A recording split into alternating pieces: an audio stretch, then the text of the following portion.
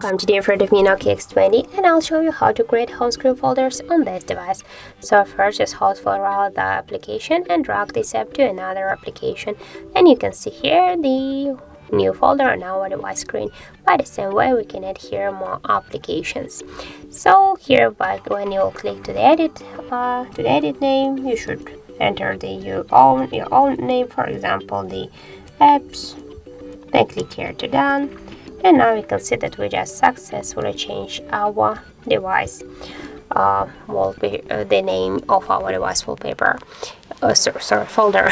Here also we can just move this folder on the screen by this way, or also between the screens. Just hold for a while and drag it. For example, also we can create the new screens for our folders, and just to remove the full application from the folder, hold for a while and drag it here to the home screen if you want to stay with this application on the home screen, or also you can hold for a while and drag it here to the remove icon.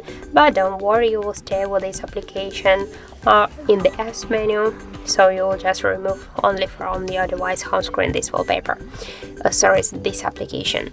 So that's it. Thank you for watching, and if you found this video helpful, don't forget to leave a like, comment and to subscribe our channel.